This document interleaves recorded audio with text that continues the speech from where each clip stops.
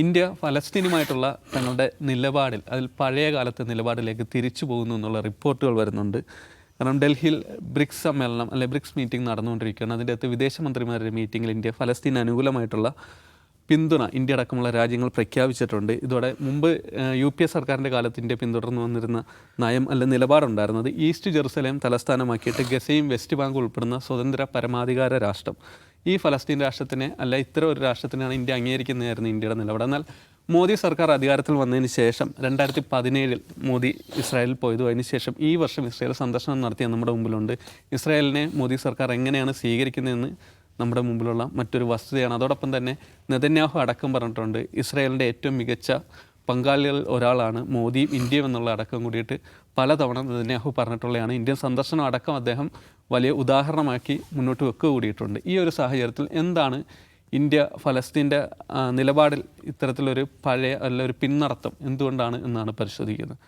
അജിംസ്, ഇപ്പോഴത്തെ ഈ മോദി സർക്കാരിൻ്റെ ഈ ഒരു നിലപാടിനെ എങ്ങനെയാണ് കാണുന്നത്? കാരണം ഇതുവരെ ഇസ്രായേലിനെ സപ്പോർട്ട് ചെയ്തുകൊണ്ടിരുന്ന നെതന്യാഹുമായിട്ട് വളരെ അടുത്ത ബന്ധം കാത്തു സൂക്ഷിച്ചുകൊണ്ടിരുന്ന ആയുധ കച്ചവടം അടക്കം നടത്തിക്കൊണ്ടിരുന്ന ഒരു രാജ്യം പെട്ടെന്ന് ഫലസ്തീൻ, അതായത് ഈ ബ്രിക്സ് സമ്മേളനത്തിൽ നടന്ന അത്തരത്തിൽ ബാക്കി രാജ്യങ്ങൾ കൂടിയിട്ട് പിന്തുണ പ്രഖ്യാപിക്കുന്ന സാഹചര്യത്തിൽ അതിൽ പെട്ടുപോയത് കൊണ്ടുകൂടിയിട്ടുള്ളൊരു പിൻവാങ്ങലായിട്ടാണ് ഇതിനെ കാണുന്നത്. അല്ല, ഇന്ത്യ ഇസ്രായേൽ ബന്ധത്തെയും അതുപോലെ ഇന്ത്യയുടെ ഫലസ്തീൻ നിലപാടിനെയും നമ്മൾ രണ്ടായിട്ട് തന്നെ കാണണം.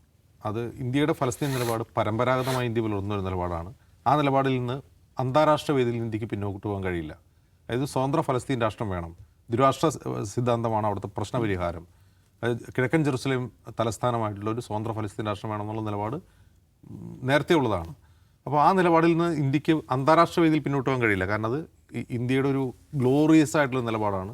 ആ നിലപാടിൽ ആകൃഷ്ടരായ നിരവധി രാജ്യങ്ങൾ ആ നിലപാടിലേക്ക് വന്നിട്ടുണ്ട്. അത് ഏത് സർക്കാരുകൾ മാറി വന്നാലും, ഇപ്പോൾ വാജ്പേയി ഭരിക്കുമ്പോഴും നരസിംഹറാവു ഭരിക്കുമ്പോഴും, നരസിംഹറാവുമാണ് ഇസ്രായേലുമായിട്ട് ഡിപ്ലോമസി തുടങ്ങിയത്, വാജ്പേയി ഭരിക്കുമ്പോഴും മൻമോഹൻ സിംഗ് ഭരിക്കുമ്പോഴും ഏത് സർക്കാർ ഭരിച്ചാലും ഇന്ത്യയുടെ നിലപാട് അന്താരാഷ്ട്ര വേദിയിൽ അതാണ്.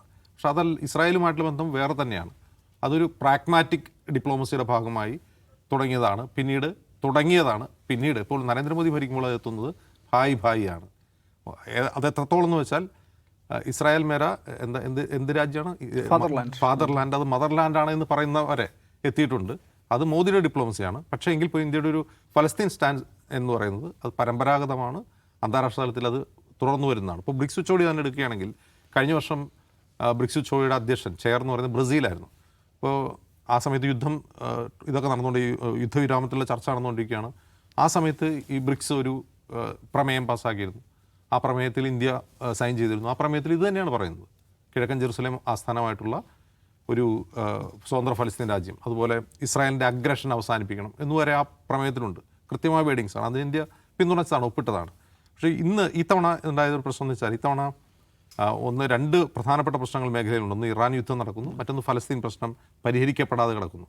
നമ്മളിപ്പോഴും ഫലസ്തീനെ പറ്റി സംസാരിക്കാതിരിക്കുമ്പോൾ നമ്മൾ മനസ്സിലാക്കേണ്ട ഒരു കാര്യം, അവിടെ ഒരു യുദ്ധവിരാമമുണ്ട്. പക്ഷേ ആ യുദ്ധവിരാമം കരാറുണ്ടായതിനു ശേഷം ഇതുവരെ 800-ലധികം ഫലസ്തീനികൾ കൊല്ലപ്പെട്ടിട്ടുണ്ട് ഒരു വർഷത്തിനിടെ. ഒരു വർഷം ആവുന്നില്ല, അതിനിടെ തന്നെ 800-ലധികം പേർ കൊല്ലപ്പെട്ടിരിക്കുന്നു. എല്ലാ ദിവസവും എന്തെങ്കിലുമൊക്കെ സംഭവങ്ങൾ അവിടെ ഉണ്ടാകുന്നുണ്ട്. അന്താരാഷ്ട്ര മാധ്യമങ്ങൾക്ക് ഒരു വിഷയമല്ല. ഇപ്പോൾ ഹമാസ് അറ്റാക്ക് നടന്ന 2024 ഹമാസ് അറ്റാക്കിന് ശേഷം ഫലസ്തീൻ പ്രശ്നം ഭയങ്കരമായി ലോകവേദിയിൽ ചർച്ച ചെയ്യപ്പെടുകയും റീലുകളിൽ നിറയുകയും യുവാക്കൾ തെരുവിലിറങ്ങുകയൊക്കെ ചെയ്തു എന്നുള്ളത് ശരി. പക്ഷേ ഇറാൻ യുദ്ധത്തോടെ ഉണ്ടായൊരു സംഭവം എന്താണെന്ന് വെച്ചാൽ ഫലസ്തീൻ ആളുകൾ മറന്നുപോയി.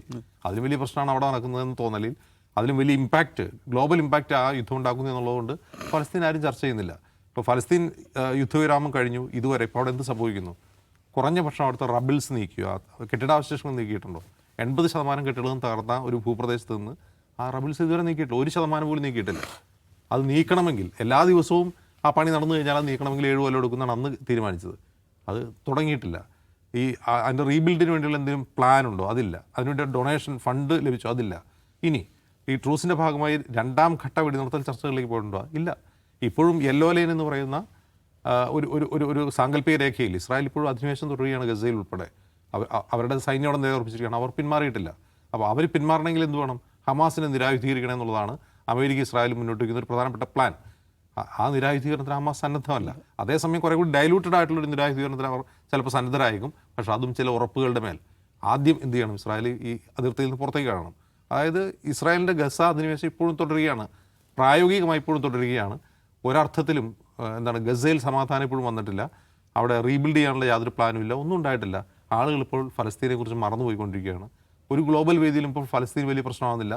ബ്രിക്സിൽ അത് പ്രശ്നമാകുന്നു. ബ്രിക്സിൽ ആരൊക്കെയുണ്ട്? റഷ്യയും ചൈനയും ഇന്ത്യയും ഉള്ളതുകൊണ്ടാണ് അത് ചർച്ചയാവുന്നത് പോലും.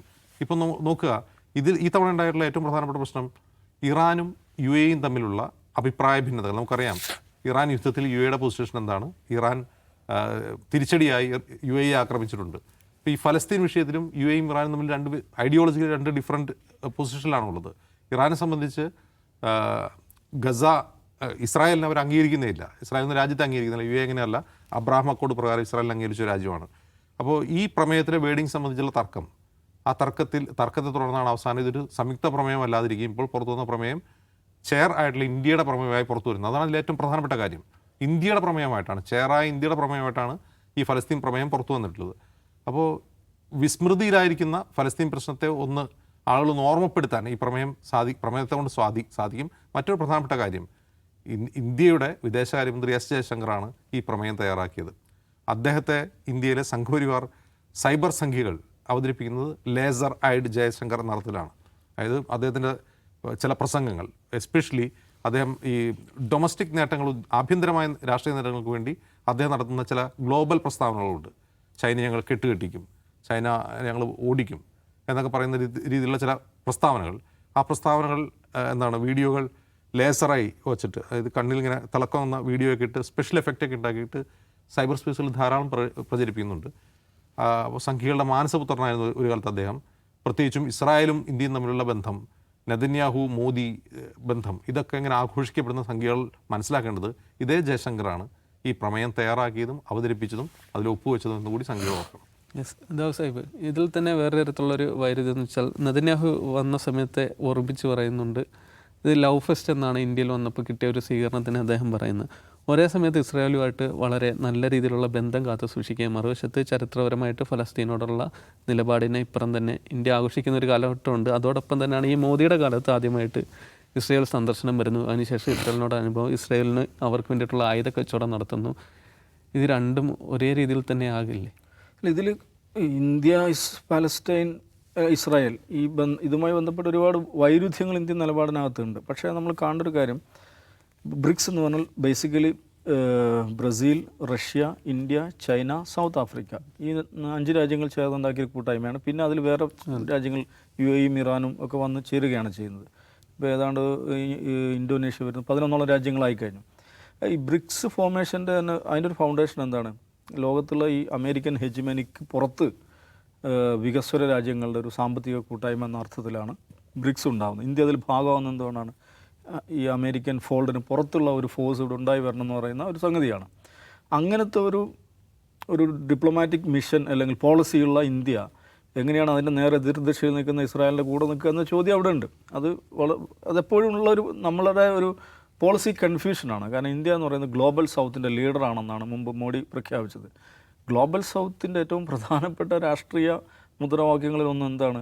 സ്വതന്ത്ര ഫലസ്തീൻ എന്നുള്ളതാണ്. ഫലസ്തീൻ സ്വതന്ത്രമാക്കുകയുള്ളതാണ്. അപ്പോൾ ഒരേ സമയം ഗ്ലോബൽ സൗത്തിൻ്റെ ഭാഗമായിരിക്കുക, ബ്രിക്സിൻ്റെ ഭാഗമായിരിക്കുക, അതേസമയം ഇസ്രായേലിൻ്റെ പ്രിയപ്പെട്ട കൂട്ടാളിയായിരിക്കുക എന്ന് പറയുന്നത് ഒരു പോളിസി പാരഡോക്സ് അതിനകത്തുണ്ട്. പക്ഷേ ഇപ്പം ഈ ബ്രിക്സിന് ഇത് ചർച്ച ചെയ്യപ്പെടുന്നതിൻ്റെ പശ്ചാത്തലം ബ്രിക്സിൻ്റെ പ്രമേയമായിട്ട് വന്ന, അല്ലെങ്കിൽ അതിലെ ചെയർ സ്റ്റേറ്റ്മെൻറ്റാണ് യഥാർത്ഥം. ഇന്ത്യയാണ് ചെയർ. ബ്രിക്സിൻ്റെ വിദേശകാര്യ മന്ത്രിമാർ ഉച്ചകോടി നടന്നുകൊണ്ടിരിക്കുകയാണ്. ഇന്നാണ് അവസാനിക്കുന്നത് ഡൽഹിയിൽ. അതിൻ്റെ ഭാഗമായിട്ടാണ് സ്റ്റേറ്റ്മെൻറ്റ് വരുന്നത്. ഒന്നാമത്തെ ഒരു സംഗതി, എന്തിന് ഈ സമയത്ത് ബ്രിക്സ് ആ വിഷയത്തിൽ സ്റ്റേറ്റ്മെൻറ്റ് ഇറക്കണം എന്നുള്ളതാണ്. അതിലാണ് അജിംസ് പറഞ്ഞൊരു വിഷയത്തിൽ ഞാൻ വിയോജിക്കുന്നത്. പലസ്തീൻ എന്ന് പറയുന്നത് ഇന്ന് ലോകത്ത് ഏറ്റവും ചർച്ച ചെയ്യപ്പെടുന്ന വിഷയമാണ്. അത് നമ്മൾക്കത് മനസ്സിലാകാത്ത നമ്മളൊരു ഇന്ത്യൻ മീഡിയ എക്കോസിസ്റ്റത്തിൽ നിൽക്കുന്നതുകൊണ്ടാണ്. ഒരു കാര്യം സികേഷ മനസ്സിലാക്കി, യൂറോവിഷൻ എന്ന് പറയുന്ന പരിപാടി, ലോകത്ത് യൂറോവിഷനെ കുറിച്ച് പറയുക എന്താണ്? The largest entertainment broadcast on the earth എന്നാണ്. ലോകത്തെ ഏറ്റവും വലിയ മ്യൂസിക്കൽ എൻ്റർടൈൻമെൻറ്റ് ഇവൻ്റാണ് യൂറോവിഷൻ. ഇപ്പോൾ വിയന്നയിൽ നടന്നുകൊണ്ടിരിക്കുകയാണ്. എനിക്കൊന്ന് നാളെയാണ് അതിൻ്റെ സമാപന ദിവസം. അതിനകത്ത് നോക്കൂ, അത് തുടങ്ങിയത് മുതൽ ബഹളമാണ്, വലിയ തോതിലുള്ള ബഹളം നടന്നുകൊണ്ടിരിക്കുകയാണ്. എന്താണ് പ്രശ്നം? അവിടെ ഇസ്രായേൽ അതിൽ പാർട്ടിസിപ്പൻ്റാണ്. ഇസ്രായേൽ എപ്പോഴും ഈ കൾച്ചറൽ സ്പോർട്സ് ഇവൻറ്റുകൾ യൂറോപ്പിലാണല്ലോ വരുന്നത്. ഏഷ്യൻ ഫിഫ ഇതിൽ പോലും യൂറോപ്യൻ ഇതിലാണ് അവർ വരുന്നത്. അപ്പോൾ ഇസ്രായേൽ അതിൽ പങ്കെടുക്കുന്നു എന്നുള്ളത് കൊണ്ട് കഴിഞ്ഞ വർഷം ബേസലിലാണ് നടന്നത്. എല്ലാ വർഷവും നടക്കുന്നതാണ്. അവിടെ ബേസിൽ വലിയ തോതിലുള്ള പ്രൊട്ടസ്റ്റുകൾ, ഈവൻ പോലീസ് ആക്ഷൻ വരെ ഉണ്ടായി. ഇത്തവണ ബില്യൺ കണക്കിന് എന്താണ് എൻ്റർടൈൻമെൻറ്റ് ഇൻഡസ്ട്രിയിലെ യൂത്ത് മൊണോപ്പൊളി എന്നാണ് ഈ യൂറോവിഷനെ കുറിച്ച് പറയുന്നത്. ബില്യൺ കണക്കിന് വ്യൂവർഷിപ്പ് ലഭിക്കുന്ന ഏറ്റവും കൂടുതൽ പണത്തിൻ്റെ ഇടപാട് നടക്കുന്ന എൻ്റർടൈൻമെൻറ്റ് ഇവൻ്റാണ് യൂറോവിഷൻ എന്ന് പറയുന്നത്. ഇത്തവണ 5 രാജ്യങ്ങൾ അതിനകത്ത് പങ്കെടുക്കുന്നില്ല. സ്പെയിനില്ല, നെതർലാൻഡ്സ് ഇല്ല, അയർലൻഡ് ഇല്ല, ഐസ്ലാൻഡ് ഇല്ല, നമ്മുടെ സ്ലൊവേനിയ ഇല്ല. ഈ 5 രാജ്യങ്ങൾ ഔദ്യോഗികമായിട്ട് അത് ബോയ്ക്കോട്ട് ചെയ്യുന്നു. എന്താ അവർ പറഞ്ഞ ഒറ്റ കാരണം എന്നറിയോ? പാർട്ടിസിപ്പേഷൻ ഓഫ് ഇസ്രായേലി കണ്ടസ്റ്റൻറ്റ്സ് അതിനകത്ത് പങ്കെടുക്കുന്നു. ഇനി ഈ ഇസ്രായേലി ഗായിക അവിടെ വന്ന് പാടുമ്പോൾ ആ അറീനയിൽ സംഭവിക്കുന്ന കാര്യം ശ്രദ്ധിച്ചു. ആ ദൃശ്യങ്ങൾ നോക്കൂ. ഇളകി മറിയുകയാണ് അവിടെ ഹാള്. എന്താണ്? Free Palestine. ഈ യൂറോപ്യൻ ബ്രോഡ്കാസ്റ്റിംഗ് യൂണിയനാണ് ഇതിൻ്റെ സംഘാടകർ എന്ന് പറയുന്നത്. അത് ഈ വർഷം നമ്മൾ മനസ്സിലാക്കുന്നത് അതിൻ്റെ 70th ആനിവേഴ്സറിയാണ് ഇപ്പോൾ നടന്നുകൊണ്ടിരിക്കുന്നത്. അപ്പോൾ ഏറ്റവും വലിയ ഇവൻ്റായിട്ടാണ്. അപ്പോൾ EBUവിൻ്റെ വളരെ പ്രധാനപ്പെട്ട ഒരു പ്രോട്ടോക്കോളാണ് അവരുടെ ഇതിന് ബൈലോയിൽ പറയുന്നതാണ്, പൊളിറ്റിക്കലായിട്ടുള്ള ഒരു സിമ്പിൾസ് ഉണ്ടാകാൻ പാടില്ലെന്നാണ് ഈ ഇവൻറ്റുമായി ബന്ധപ്പെട്ട ഒരിടപാടിലും. അങ്ങനെ വളരെ കണിശമായിട്ടുള്ള ബൈലോ ഉള്ള ആ ഇവൻറ്റിലാണ് ആ അറീന മുഴുവൻ പലസ്തീനി പതാകകൾ പറക്കുകയാണ്. ഇസ്രായേലി കണ്ടസ്റ്റൻറ്റ് സ്റ്റേജിലെത്തുമ്പോൾ ഫ്രീ പാലസ്റ്റൈൻ എന്ന് പറയുന്ന മുദ്രാവാക്യം ഉയരുകയാണ്.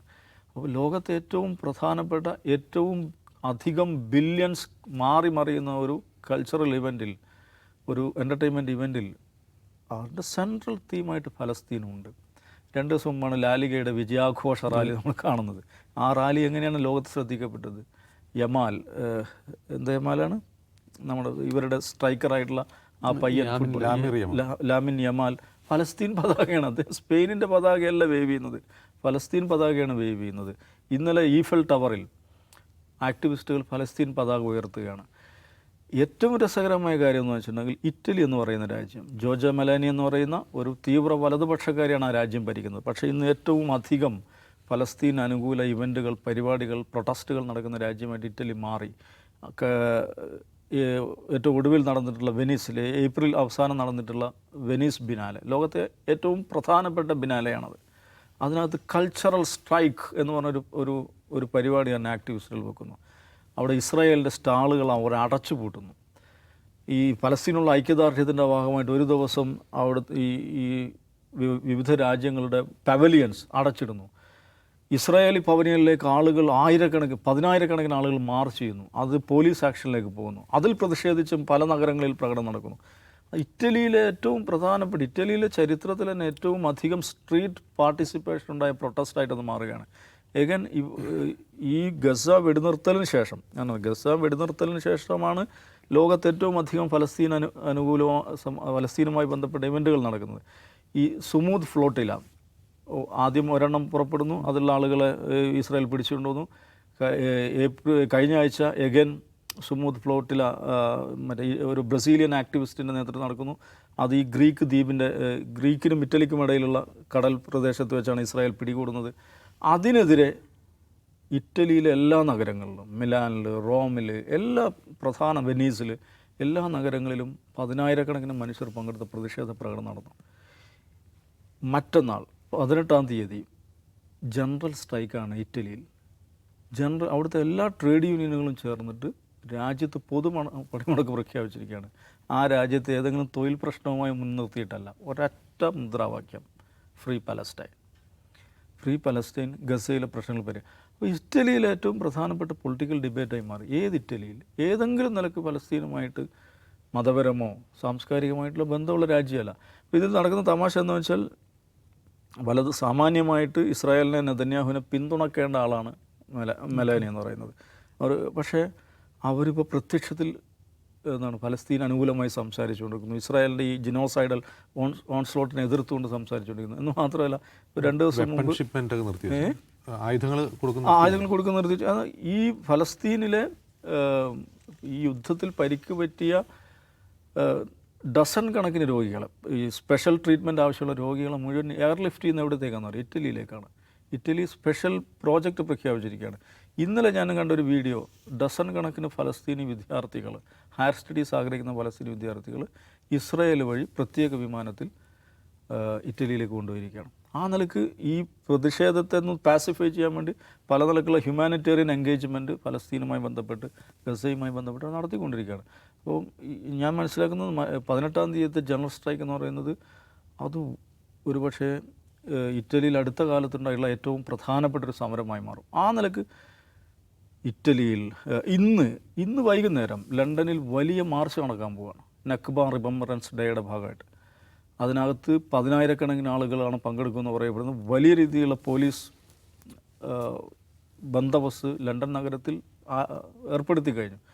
നക്ബ ഡേയുടെ ഭാഗമായിട്ട് ഏതാണ്ട് എല്ലാ യൂറോപ്യൻ നഗരങ്ങളിലും റാലികൾ നടന്നിട്ടുണ്ട്. അതിലൊരു മാസീവ് ഇവൻ്റ് എന്നുള്ള നിലക്കാണ് ഇന്നത്തെ ഈ പറയുന്ന ഇത് നടക്കുന്നത്. യൂറോപ്പിലും അമേരിക്കയിലും നടന്നുകൊണ്ടിരിക്കുന്ന എല്ലാ കൾച്ചറൽ ഇവൻറ്റ്, അത് മ്യൂസിക്കൽ ഇവൻ്റ് ആകട്ടെ, ഫിലിമുമായി ബന്ധപ്പെട്ടതാകട്ടെ, ഫാഷനുമായി ബന്ധപ്പെട്ടതാകട്ടെ, നടക്കുന്ന എല്ലാ കൾച്ചറൽ ഇവൻറ്റിലും, മ്യൂസിക്കൽ പ്രോഗ്രാമുകളിൽ, കൺസേർട്ടുകളിൽ, അവാർഡ് സെറിമണികളിൽ, അവിടെയൊക്കെ മുഴങ്ങി കേൾക്കുന്ന കാര്യം എന്താണ്? ഫലസ്തീനാണ്. അവിടെ അവാർഡ് മേടിക്കുന്ന ആളുകൾ അവരുടെ പ്രസംഗത്തിൽ പറയുന്നത് എന്തിനെക്കുറിച്ചാണ്? ഫലസ്തീനെക്കുറിച്ചാണ്, ഗസയെക്കുറിച്ചാണ്. എന്നാൽ അത് വളരെ ആക്റ്റീവായിട്ട് ലോകത്തിൻ്റെ മെമ്മറിയിലുണ്ട്. ലോകം ഇപ്പോഴും അതുമായിട്ട് സജീവമായിട്ട് എൻഗേജ് ചെയ്തുകൊണ്ടിരിക്കുകയാണ്. അതുകൊണ്ടുകൂടിയാണ് ഇപ്പോൾ ബ്രിക്സ് എന്ന് പറഞ്ഞാൽ ബേസിക്കലി അതൊരു സാമ്പത്തിക കൂട്ടായ്മയാണ്. സാമ്പത്തിക സുസ്ഥിരതയ്ക്ക് വേണ്ടി, വികസനത്തിന് വേണ്ടിയിട്ടുള്ള കൂട്ടായ്മയാണ്. ഇപ്പോൾ ഡൽഹിയിൽ നടക്കുന്ന അതിൻ്റെ വിദേശകാര്യമന്ത്രിമാരുടെ ഉച്ചകോടിയിൽ എന്തുകൊണ്ട് ഫലസ്തീൻ ഒരു പ്രമേയമാകുന്നു വെച്ചാൽ ഈ ഒരു പശ്ചാത്തലമുള്ളതുകൊണ്ടാണ്.